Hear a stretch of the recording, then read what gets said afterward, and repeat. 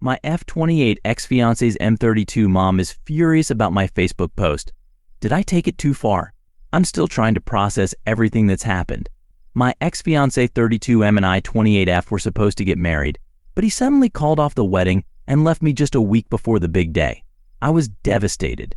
To make matters worse, he didn't even say goodbye in person. He just told me he was leaving while we were still living together, and then he was gone.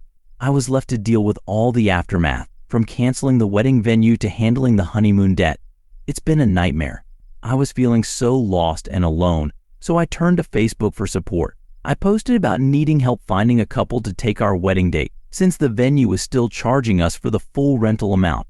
I mentioned how heartbroken I was and asked for advice on how to move forward. I didn't expect it to blow up like it did, over 200 shares and hundreds of comments. But what really caught me off guard was my ex-fiance's mom's reaction. It's still hard to believe it's over. My fiance and I had our ups and downs like any couple, but I never thought it would end like this. He told me on Sunday that he was leaving me, and just 4 days later, he was gone. I was at work when he packed his bags and left our apartment. No goodbye. No nothing. It was like he vanished. His parting words still echo in my mind. He said we fought too much and didn't communicate well. I knew we had our issues, but I thought we were working through them. I didn't realize he was so unhappy. He'd mentioned it before, but I thought we were making progress. I guess I was wrong. Looking back, I can see the signs. The silence, the avoidance, the feeling of walking on eggshells around each other. But I never thought it would lead to this. I thought our love was stronger than that. I thought we'd work through it together, not apart. The days that followed were a blur of tears, paperwork, and endless phone calls. I was left to deal with the aftermath of our canceled wedding alone, settling the contracts with the vendors, negotiating with the venue to get some of our money back, and handling the debt from our honeymoon plans. It was all on me. And to make matters worse, he took the car, leaving me without transportation. The final blow was realizing I'd have to take on all the apartment expenses by myself. The rent, utilities, everything. It was overwhelming. I felt like I was drowning in responsibilities, with no lifeline in sight. That's when the depression hit me like a ton of bricks. I couldn't get out of bed, couldn't eat, couldn't sleep. I felt like I'd lost control of everything. So, in a desperate attempt to take back some control, I turned to Facebook. I posted about needing help finding a couple to take our wedding date, since the venue was still charging us for the full rental amount. I poured my heart out, sharing how heartbroken I was, and asked for advice on how to move forward. I included the venue's contact information, hoping someone might be able to help. I didn't expect it to resonate with so many people. I was taken aback when my post started gaining traction. Over 200 shares and hundreds of comments poured in, with many people offering words of encouragement and support. Some even suggested I was better off without him, or that I should sue him for the expenses. I didn't expect such a strong reaction, but it felt good to know I wasn't alone. But then, exactly 1 week after she helped my ex-fiance move out of our apartment, his mom stepped into the fray. I received a text from her, and my heart sank. I knew she was protective of her son, but I didn't expect her to reach out to me directly. Her message was brief, but it sparked a mix of emotions within me. She wrote, "Please go ahead and provide the next part." She went on the defensive, her words dripping with concern for her son's reputation. "Op, I know you're upset and your feelings are hurt," she acknowledged. But there are two sides to this story. I felt a surge of frustration. Did she really think I was just making this all up? "I don't appreciate these posts," she continued, "of you and other people slandering my son when they don't know the whole story." Slandering? That was a strong word.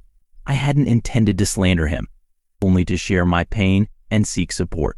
And then she added, "And you putting his full name out there, so that's what this was really about, protecting her son's image." It felt like she was more worried about what others thought of him than about the fact that he had left me heartbroken and devastated. She continued to lecture me, her tone growing more stern. There are laws for slander and defamation of character, she warned, as if I was somehow breaking the law by sharing my story.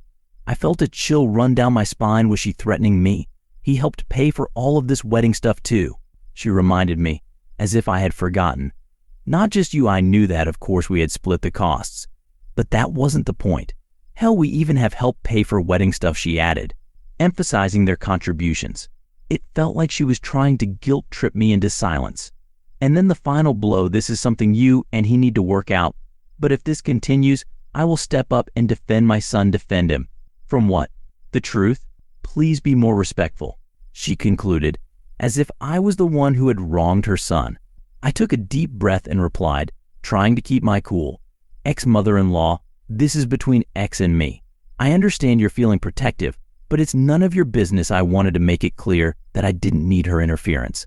Please keep your opinions to yourself, I added, hoping she would take the hint.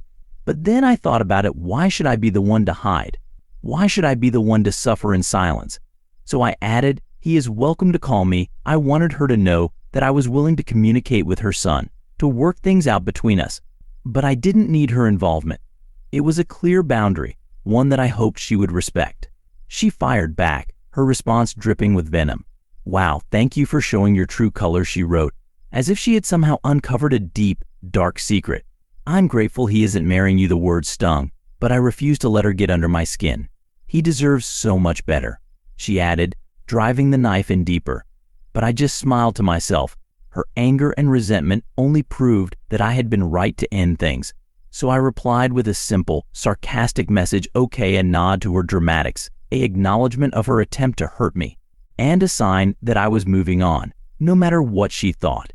As I reflected on our exchange, I couldn't shake off the feeling that she had just rubbed salt in the deepest wound I had.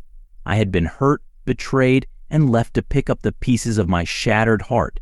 But as I looked back on our relationship, I realized that I hadn't been perfect either. I had been mean and controlling at times, always trying to get my way, never willing to compromise. I had never crossed any major boundaries like cheating, lying, or gambling, but I had still caused pain and hurt. And now, in this conversation with his mom, I wondered if I had taken it too far. Had I crossed a boundary by sharing my story, by seeking support and validation from others? I knew her son meant the most to her, and I had essentially aired their dirty laundry for all to see. A pang of guilt hit me, and for a moment,